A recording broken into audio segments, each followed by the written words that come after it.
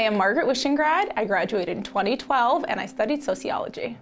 I grew up in Brooklyn, in Bensonhurst. When you come from really modest means, you don't really have a world of choices. And for me, it was kind of like, okay, here's your catalog of Manhattan and New York City schools that you can go to, that you can commute to, and that you can afford. And Hunter really stood out to me as the creme de la creme of the CUNYs, and so it was an obvious choice. Hunter really taught me a lot of resilience, and it taught me when to be tough and when to be soft. I really think there was a lot of character building that happened here. Academics-wise, I was able to take a bunch of different classes. I remember one of them that had nothing to do with my major was business law, and there was so much interesting, just how to navigate certain scenarios, how to look at things in a different lens, and that was obviously very helpful when I applied it to my working life.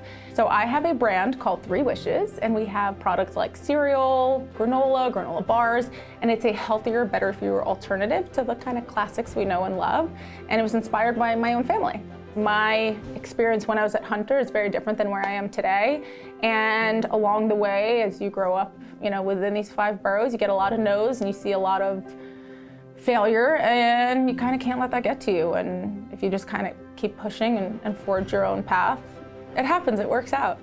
But for Hunter College, I don't think I would have been where I am today. A big part of this was an entry into the big world of New York City, and that is, where I ended up meeting my husband, and where I ended up launching my business, and where I ended up meeting lifelong friends. And so it really did shape the journey, and was almost the beginning. I think my life really began after my experience at Hunter, and I'm grateful for that.